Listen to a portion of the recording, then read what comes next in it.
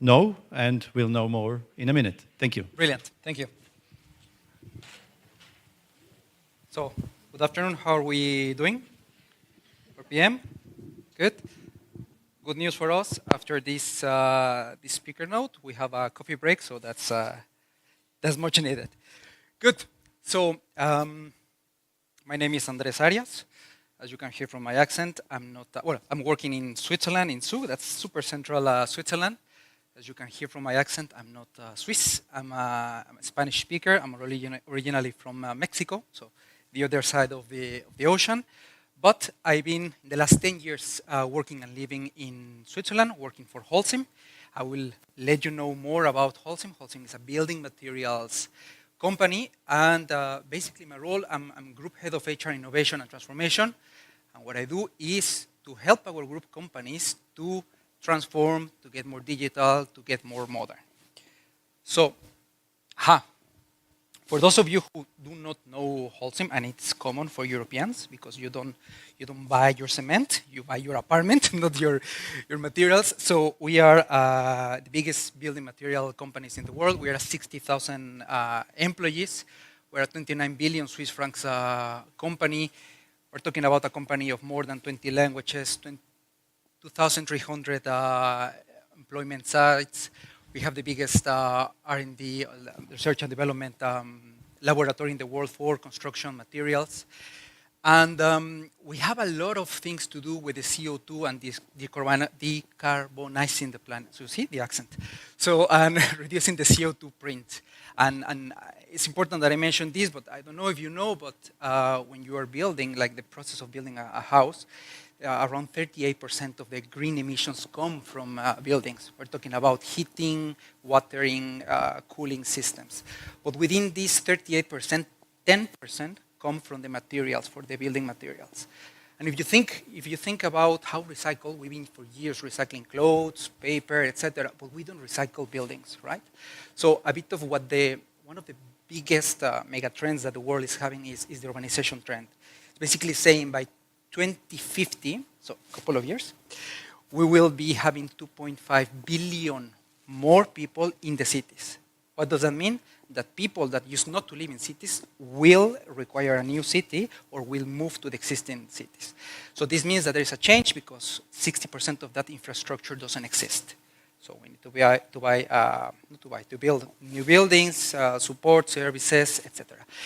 If we build in the way that we build, we will consume 2.3 times the planet that we have. So, 2 words for you: circular cities. And this is where the industry is moving, basically saying, I take part of another building and I just don't put it in roads. I just put it into the new mix or into the new cement. So there is a lot of research and development around making a circular, kind of like recycling our clothes. Now we should, or you will see that we will be recycling buildings. So what do? We do 4 things. Aggregates. Aggregates are the stones. You see it in roads. Cement. Cement is the white powder that we all know. Ready-mix concrete, a super interesting fact, is the second most used material in the world after water. If you think, so this is made of ready-mix. Your house is made of ready-mix concrete. So it's a so present product, but we don't really are aware of that. And other construction materials. No, like there are here cool examples that I'd rather to show you with pictures. That's the Nike distribution center in Belgium, and this is the head office of Apple in California, and we are providing the roofing. So these are cool buildings. Because you think it's like also moving away from the traditional building cement producer in the mountain, dusty, gray. So this is the context that we are moving. We are moving in a very decentralized organization. That makes our life complicated from the HR point of view because we cannot, from a head office perspective, say there is a tool, now everybody has to solo it. No, we have to get the buy-in every time, the business case. So very decentralized business. Also the business is like that. So the business knows better, and cement and building materials are produced at that level. Similar to other industries, we are highly syndicalized, unionized. We're talking about 55% of our employees are We don't call it frontline workers, and I don't know if for the English speakers, if this is not proper, we call it blue collar employees. That's how we call it. If it's offensive, let me know. I don't think so. And the bread and, sorry if I'm shouting, it's the micro. It's a passion. No, and the type of role. So we are talking about the scientists creating this 3D printing. I don't know if you have seen this video of this arm kind of like pouring a foam and actually making houses of that. So that's reality that actually exists. It's not scalable financially, so you cannot build condos, but there are technologies work in progress. So we are having that type of employees, and you can also imagine in the other opposite side, the ready-mix truck drivers going to the construction site, pouring ready-mix concrete. So it's completely different worlds in how we work with. Look, this is a redundancy because you're asking how has technology impacted the way that you deliver services. So of course, I mean, we are in the same side of the history as most of you, which is, yes, we used to be administrative, transactional, payroll. Sometimes we are so-called the HR lady, which I hate, but it's true, no? I mean, and of course, we are talking now about, okay, let's talk about transformation, value-based decisions based on data. I think for many of the companies it's work in progress because we're still having issues with data, and I think it's most of our cases. No, it sounds a bit of dream, this topic of the data scientist. That's number one. Number two, I would say, yes, the role of HR has been elevated, and with a cost that our life is more complex. We, more than ever, are putting, or seeing the struggles of communication, change management, loss of employment. What are the two favorite questions of our unions? I'm gonna lose my job because of technology, and second, are we using AI already in our tools? So it's getting more complex, and it's also the topic of engagement. No? Leaders are taking engagement much more serious. I don't know how it's in your organizations. We are a performance-driven organization, and leaders, yes, we care the well-being, yes, we care the happiness, but at the end, we are a business. And a leader with a low engagement survey results most likely will have bad business results, and that will have a consequence.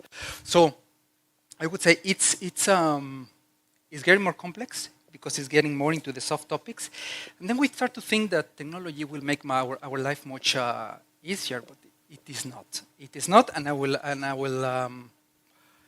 let you know why. So look, I decided to put 3 examples of one of the emerging technologies. By the way, I don't know if you saw the agenda of last week of the World Economic Forum. Almost every day they were talking about generative AI. Not for HR, but in general. So it's one of these disruptive technologies that will come.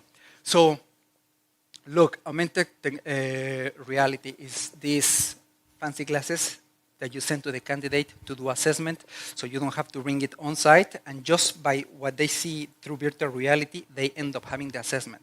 So it's things that 10 years or 5 years ago we're not imagine. Talent marketplace, I don't know if you know it, but it's like one of the trendiest things in the last 4 years. Basically, I take your resume, and the algorithm knows that based on your previous jobs, it maps certain career paths. No? It can also open a new career path. Let's say we all want to do sales, when we have never done, and it maps you to your internal talent marketplace of opportunities. So it can connect you through permanent positions, gigs, coaching opportunities, mentoring. By the way, we are testing this in the region Europe, in eggshells. In eggshells, because as through experience, sometimes technology fails. And it's not only us, but we think that just by having good technology, magic will happen, or what is being sold to us, we'll say, yeah, it will appear. There's this guy, I don't know if you know him, for sure you know him, Josh Bersin, which is one of these gurus of the time of HR technology. In case you don't know it, Josh Bersin, and he will tell you what are the latest trends. He did a survey with his clients, and he says 42 I'm thinking in German, 42 of the clients that have gone through an implementation, after 2 years, they don't see benefits. They don't see benefits because the technology is not properly implemented, or the change is not happening. This 70% is coming from McKinsey, and I put it to make it a bit of a drama. What is 70% of transformation initiatives are not are failing. You know? And this leads me to my next point. Why is it failing? And I found many times HR designing for HR. I tell you, at the beginning of the year, so 2 weeks ago, I was in Colombia. We are building a recruiting service globally, not moving people, but connecting the best recruiters through a common platform for certain levels. No? So the discussion was, how should we present candidates? And it was like 2 hours of, I should have a talent card, and the manager should click here, and then it triggers a workflow to HR, so you know who you have to schedule, or we put AI. And then it's like, guys, that's not the topic. And luckily, in that meeting room, we had a hiring manager. She was a bit brutal. I asked her, so what is important for you as a hiring manager? And she said, well, I don't care. I don't care about the talent card. I care about the resumes in my email and a bit of the resume that HR does. And in the night, I take a look at it and voila.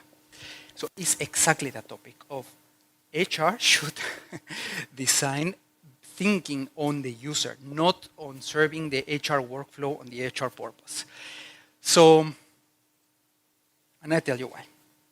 So, in 2021, one of the outcomes of the International Work Forum, they say 2 words. I think it was the number 6. It's the digital divide. So they say, after the pandemic, the digital divide between older generations and younger generations has come shorter.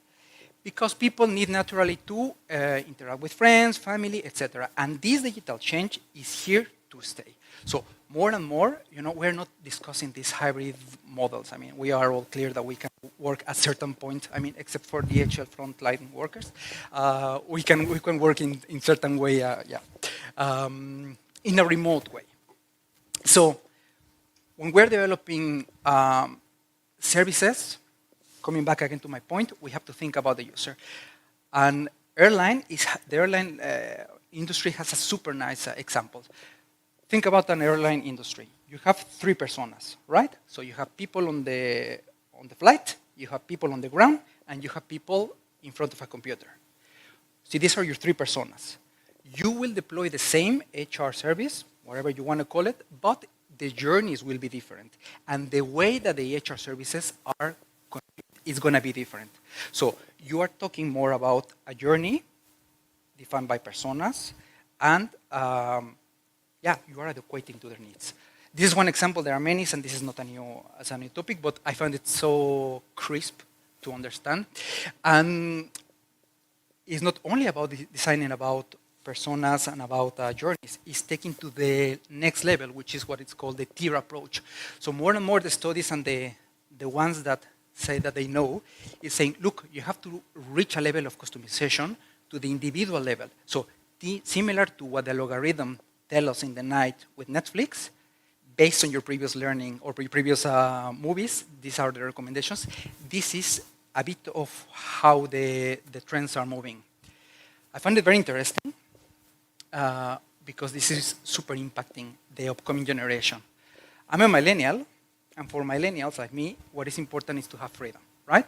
And people like me, now we have hybrid or this flex time, no? Which was a discussion 10, 15 years ago. The millennials, one of the important characteristics is individuality. And consumerism, it comes as a way of individualizing. So my point is, the more that we customize and we design processes around employees, we will have better adoption. Now, this slide is pretty. It is a race against time. And I tell you why. If we decide today, all of us, to implement any of the vendors, with the pardon of the vendors, that are outside, by the time that we consult with our unions, with IT security, with GDPR, etc., there will be another technology with different capabilities. So my point here is that sometimes organizations as big as mine, we make the mistake to say, this is a tool, and we defend the tool. I mean, you just mentioned, somebody mentioned it, one speaker note before. We end up defending these tools and reselling these tools internally and shoving down to the throat of the countries when it's really not applicable. And I think it's not the focus on technology. The focus should be on having a digital strategy. And in many of the HR strategies, we still have a digital, like something to have, but not at the level of talent. No? I think I always love to put this example, but it's as easy as having a house. Think about, you're having a house, and part of you living in your house, you want to have nice meals with your family, no? Because for you it's important cooking, have nice meal and create these memories around it. So that's your purpose or your ambition, no? You can call it strategy, purpose, ambition. And then what's your technology? The kitchen.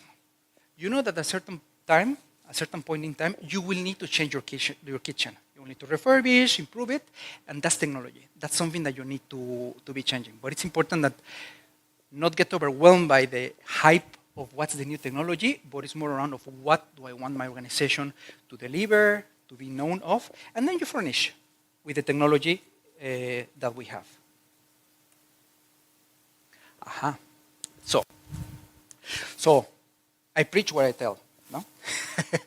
And I say work in progress because this is the job for this year. This is my job for this year. So we have an HR digital ambition, and one of the things that we say, look, we believe in the value of human touch and digital touch. So what we say to all of our group companies, we want that by 2026, so in 3 years, we move the bunch of transactional activities to technology. No? Group-wide, we are not showing down a tool. We are saying we have a set of tools of which you can decide, you countries, but the idea is that we don't want HR people solving payroll-related issues or frequently asked questions. We want technology to do that. That's number one. Number two, part of our transformation is we are elevating the role of our business service centers. In the past, and how business service centers were established is you have a country with a good labor cost arbitrage, and you put a bunch of people do transactional services. Now it's put capable resources to provide superior value. So that's where we are. And third part is the future-proof capabilities. So here is two things that I already mentioned. We need to focus and we need to get more professional in change management capabilities. And by the way, I love the Philip Morris presentation because for us, we are not very professional and it's a bit understood what change management, well, communication and training, no? And the rest is blah, blah, blah. No, we need to get more professional. Second, I mean, I see some smiles because yes, is what we think about change management. Second, employee experience. We don't have the capabilities to design around employee experience and we want to do it. So technology doesn't fail. It's something that we acknowledge that we need to buy and acquire and develop the knowledge. And third part is an assessment that we need to do of what are some capabilities that we need to develop to assure success. That I cannot tell you, like the example of Osram, that they say, okay, these 4 things, we don't have it yet. We are doing that assessment, but the idea is that once we have it, we enable or we have technology to help us deliver that. So that's our work in terms of transformation and digitalization. I finish almost how I started. So yes, technology has elevated the role of HR, has provided us with new opportunities, but the focus remains on people, not in technology. That's it. Thank you.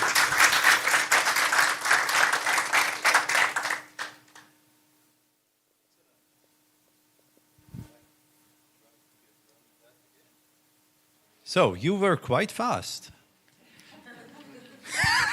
So we have some time for questions before we go to the well-deserved coffee. I know we're in Germany, but we can end up sooner also. Like. So any question from the room right now? So that was quite fast, right? I mean, we heard about the WEF agenda and the Netflix style of delivering services. What do you think is the hardest part of it? So, adoption from the organization. I think the easier part is to source the right tool, but make it at the end the people use it. That's the biggest challenge, and that's where you have to put more effort and more resources. And yeah, there is the importance of change management. Yeah. And from let's say global perspective, I mean, ruling out. I mean, you're working from really center of Switzerland with the world, actually. So what is their technology really the key for implementation? I think realities are very different. And when you think from your Swiss point of view that it's the changing life tool, it is not, especially when you see,